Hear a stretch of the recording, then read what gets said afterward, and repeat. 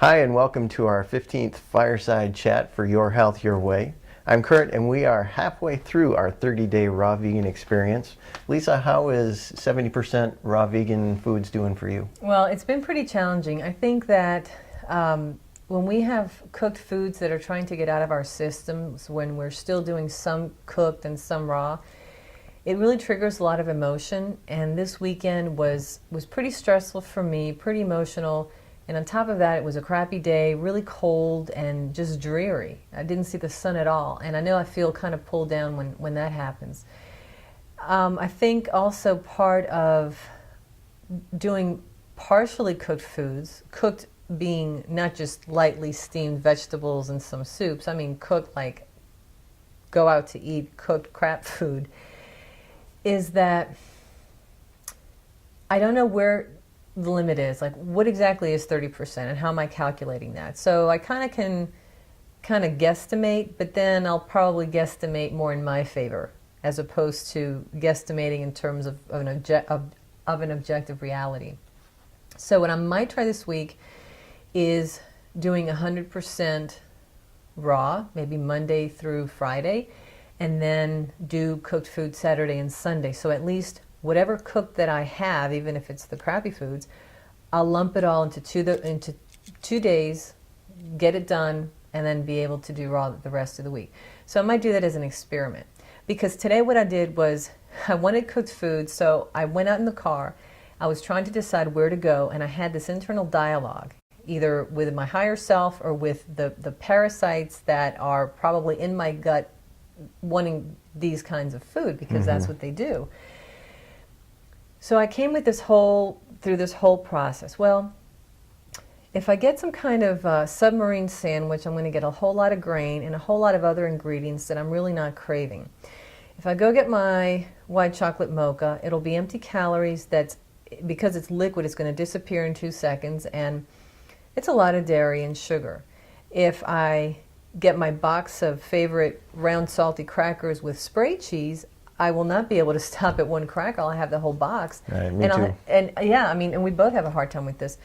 And I'll have an entire can of spray cheese, which I hadn't even thought about that in years until a few months ago. So it's just interesting how these things come up. What I finally settled on was like a junior cheeseburger with a vanilla chai that was very small.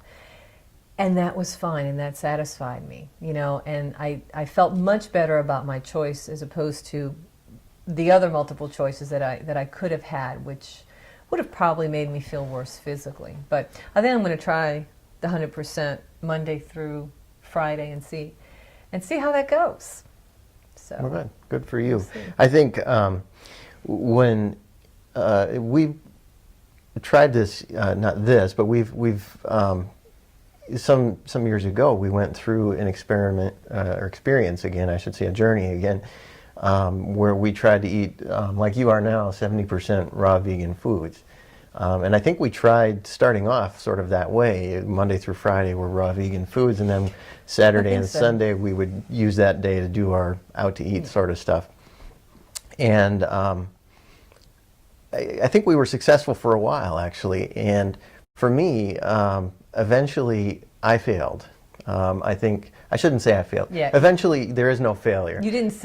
I didn't succeed at reaching my goal of Monday through Friday being a raw vegan, I guess, and then do the weekend warrior thing with the cooked foods. Yeah.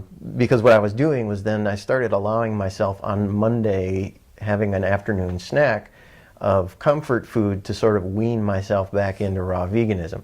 And then after a while, well, that wasn't quite enough. So Monday and Tuesday afternoons, I would allow myself a comfort food snack to wean myself back into the raw vegan Monday through Friday week.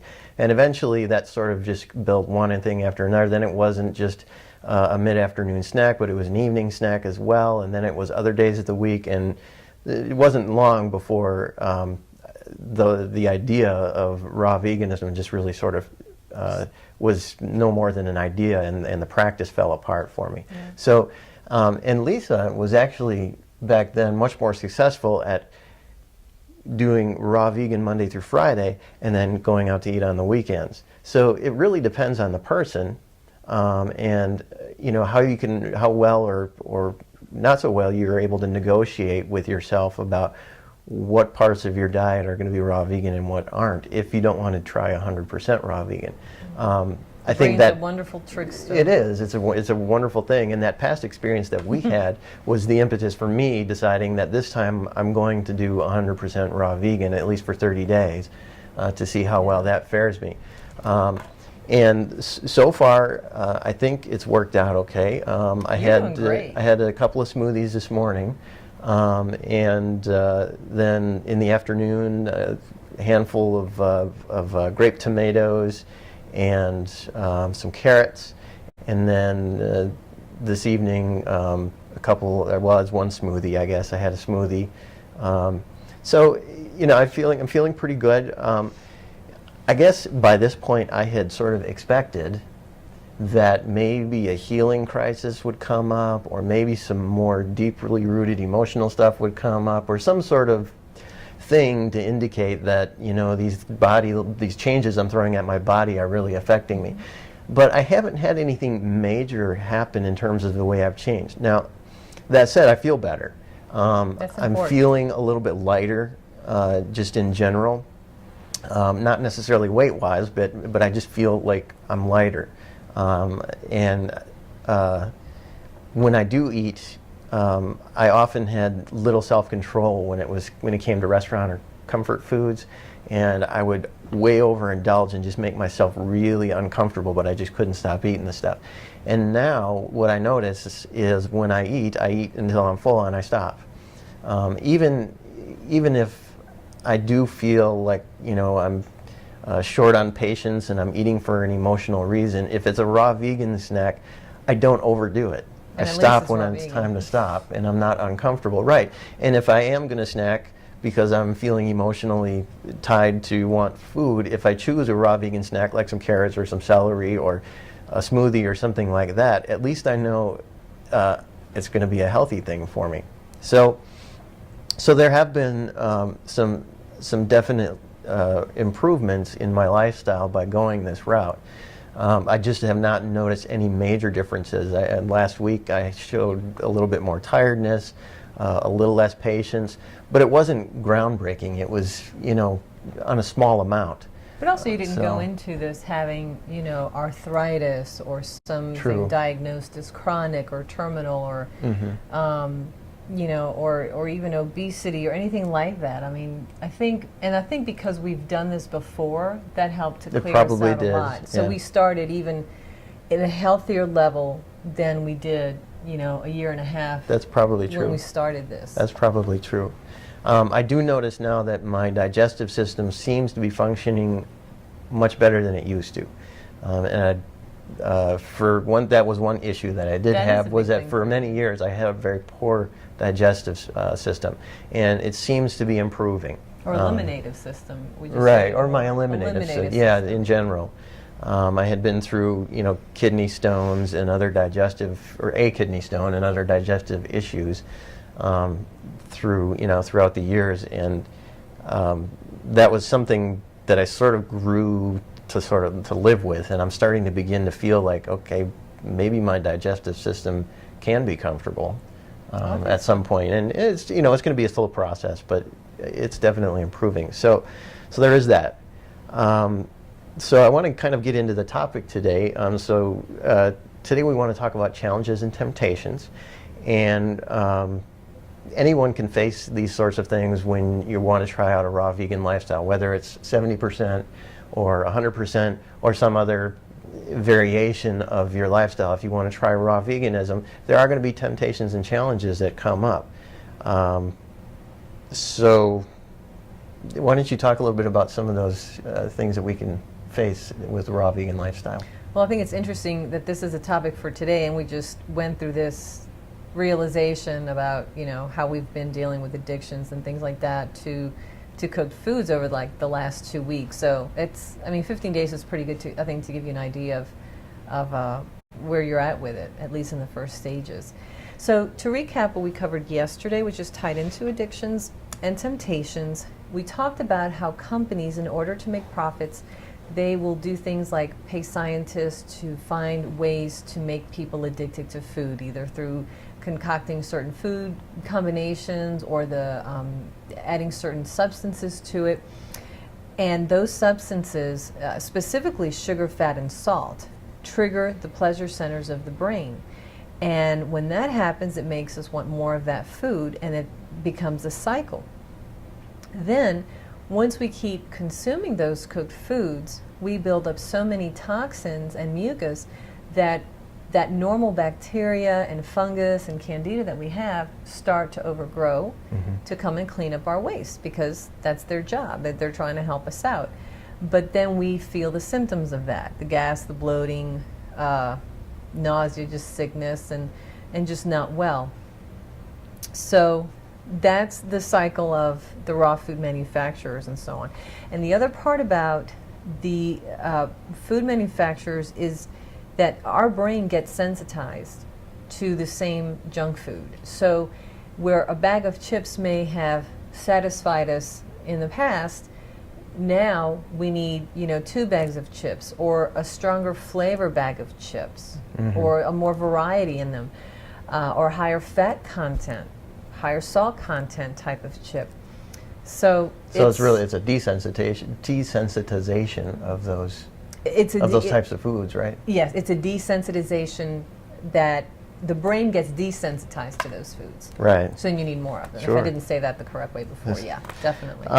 So we've said it before that mood and food manufacturers, if you will, they benefit from creating foods that can be addictive. And that leads us into temptations and social pressures, and it can make living off of mostly fruits and vegetables kind of difficult for a lot of people. So what are some of the challenges that we can face at a social level? Well, for me, when I did this a year and a half ago, 6 months, people that hadn't seen me in a while, I mean, the first thing that they noticed overtly is I had lost weight, and they would go, "Oh my God, look at you! You've lost so much weight. What are you doing?" So of course they want to know, and I would tell them when we started eating the majority of and I would say we're eating the majority of our meals as raw fruits, raw vegetables, and back then we didn't even soak them, but just seeds and nuts. And they would go, "What do you mean raw?" Or so I would explain. Or they would, and I'd say, and then I'd say, we have them in the form of juices, smoothies, and salads, and whole fruit.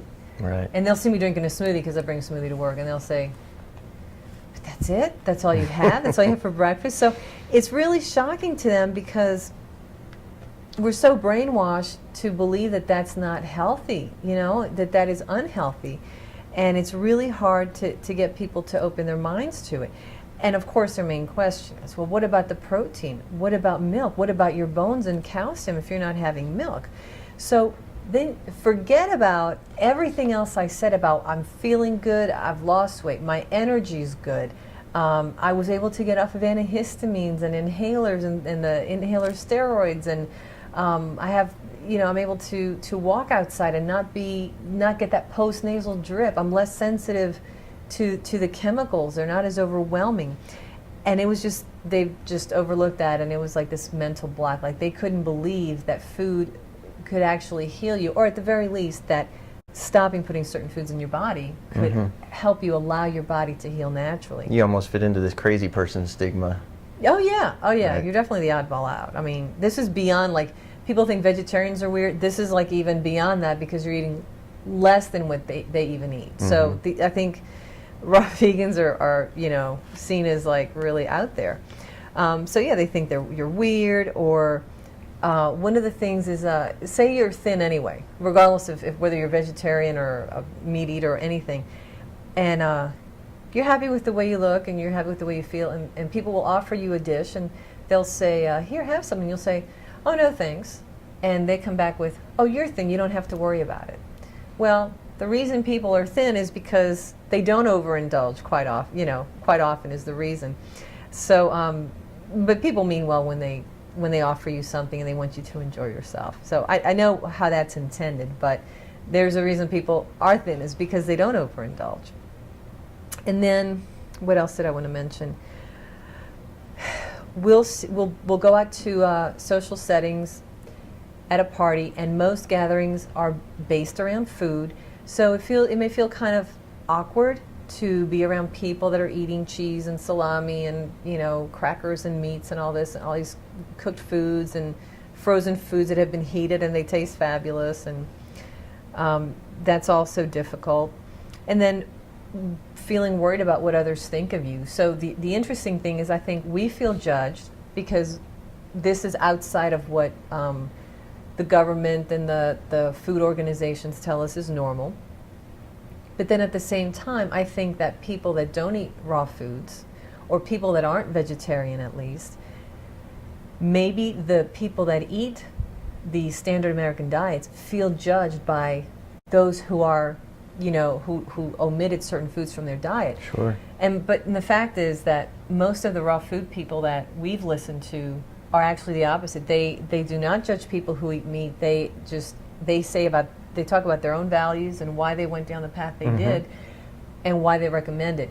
But I have not heard judgmental people, not the people that we've watched. And we've all been down the road of eating the processed or cooked food at some point in our lives. At some point in our life, from a baby. I mean, you're like drinking milk, and then you probably stay on it at the very least for, you know, for the first probably till you're teenagers, and then start making your own decisions. And I think that we as well as other raw foodists that we know of don't look at it as a good or a bad or wrong or a right. No. It's a personal choice, and that's why we always say make these choices with awareness. That's Exactly. all. And so do what you want to do. Just Exactly. Oh, and another thing too, that when you go out to eat at restaurants, that can be challenging. I remember that when we did raw vegan and we'd go to some of our favorite places, I would either have a salad or I would have baked potato, or if I had protein, animal protein, it would be like fish. And that helped me to stay on track too. So I didn't do too badly even with the cooked foods. But with restaurants, if you're with a bunch of people that are having steaks and you're hearing the sizzling fajitas and, you know, the burgers and all. So it depends, unless you're going to a raw vegan restaurant, it can be challenging, or it might get tiring to have salads. But the better you feel, the less tempted you'll be. Because I know I was there a year and a half ago. So I'm in a different place now. I'm not sure exactly why. But I'm willing to explore that and try to get to that level where, you know, it may be not the same level as in the past, because that's the past, but it may be a new level to get to in my growth. right. So, Well, great. That's great. And I think too, you know, even if people are offering you things, oftentimes, you know, if they're offering you things that are outside of the purview of what you want to experience, if you want to try a raw vegan lifestyle, it's not done to hurt you or out of malice. Oftentimes it's done out of love. I mean, that in our social structure, sharing food and cooking for somebody else is very often a display of love. And so you know, of course you want to be careful not to make people that are offering their love for you in that way feel like you are retracting your love from them or not giving love back. So there's a delicate balance there, but I think that there are ways that we can express ourselves and our decisions to people so that they don't take it in the wrong way and they don't feel judged by us in return. And we can, you know, express our love to them and our thanks to them for doing such a loving thing for us. But that, you know, we want to look out for our own health and our own stability, and we would even be happy to help them do the same if they so wanted to, and not to throw that at them and make them feel like they have to, but you know, we certainly appreciate when people want to do things for us. So in our case, we have the support of each other, and for the most part we also have the support of our families, but that's not always the case with us or with a lot of people, is it? exactly. There's lack of support, for one thing. There's the viewpoint that eating raw vegan is unhealthy, and even the FDA and the USDA don't support that lifestyle, claiming that it's unhealthy and extreme. So, you know, it's hard to stay raw. And going back, I mean, it's challenging, but you could still do it. Going back to what you said about going to visit family, a couple of things that just occur to me is when we go visit family, one of the things that you can do if you're eating differently than them is just to give them a heads up a couple of weeks before you go and say, hey, by the way, I just wanted to let you know that I'm trying to get healthier, so what I'm doing is basically eating raw fruits and raw vegetables. So if you don't mind, when I get there, you know, I'll go shopping, or I'll bring my own, or y'all can all go shopping together, you know. If you go to a restaurant, you can still kind of bring in your own food in your bag and nibble on that. And when you go to other people's houses as well, that way you can be busy doing something and just kind of fitting in without just kind of sitting back and, you know, looking down on everybody else that's eating food that you're not eating. And that's a really good point. I think that by sort of preparing ahead of time, you can put yourself in a better position to accept other people's reactions, and you accept their reactions, and they accept yours. And I don't know if I said that right, but there's You a accept each symbiosis other. in your relationship Yeah, there. you accept each and other. you know, both of our families live in other states, and I fly back to see my family a couple times a year. And when I decided to take on this project, I let them know that I'm going to be going into, you know, this experience where I'm going to try to live, you know, for a time as a 100% raw vegan. And even when I was trying as a 70% raw vegan and I flew back to see them, one of the things I did was I offered to introduce them to some of the things that I was doing, some of the smoothies that I was making, just to make it sort of a fun thing for everybody. And you know, it really worked out well for me. I mean, it was they tried it out, and they're actually starting to, you know, my other family members are starting to engage in more raw fruits and vegetables in their own lives, because I was able to sort of even gain their interest, not by pushing my agenda on them, but just by saying, hey, I'm trying this out, and I'm going to come back and see it. I'd be happy to have some fun and show you some of the things I'm doing.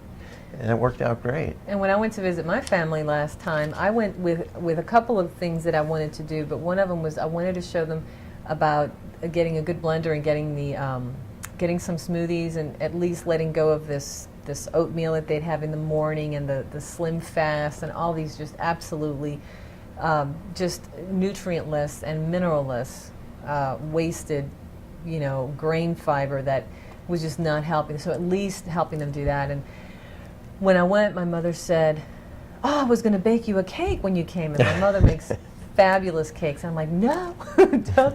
I said, I really would like to show you this. And just for the 5 days I'm there, would it be all right if we just, you know, did this? And I went, and I had all these recipes in mind. I had everything written out.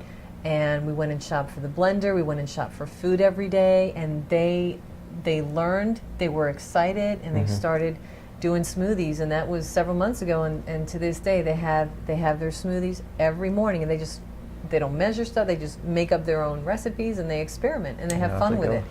The only, I think they said they made one that didn't really taste too good, but the rest of them are great. Wonderful. So, good for them. I'm really proud of them. Yeah, just, that's even wonderful. just to add that to their day, that was really good. That's great. That is terrific.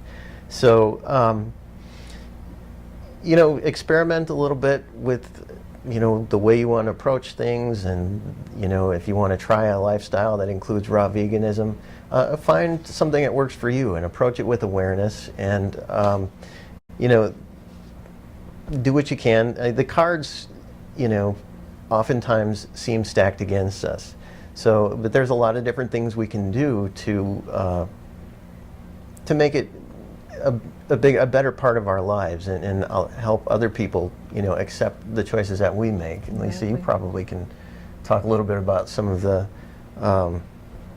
you know, different things we can do as a raw vegan. What we've done for ourselves is learn a lot through YouTube, through reading books, through watching documentaries, which there's so many out there on Netflix and other sites as well. I know there are meetup groups in some areas that are raw vegan groups, or you could probably go to the health food store and see if there's some kind of ad for, you know, or advertisement for, you know, meeting today to talk about the earth or whatever, just anything. And even if it's not raw vegan, if you live out in the middle of nowhere, maybe you can find some vegetarian groups, just something closer to what, as close as you can find to your lifestyle for support. because vegetarians, I think, often feel, segregated as well. Mm-hmm. And accept being different, accept that it's okay. Everybody's where they're at, and the biggest thing we always say is what? Awareness. Awareness. Just do everything with awareness. Yep. So, well, we hope that our discussion has helped you gain a little bit of awareness, about the challenges of a raw vegan lifestyle, if that's something that you want to try. So, thank you for watching. And in our next video, we are going to take a look at grains. This is Your Healthier Way. Thank you. Thank you. Bye. You ready? Customer bangs. Perfect. I couldn't have done better myself.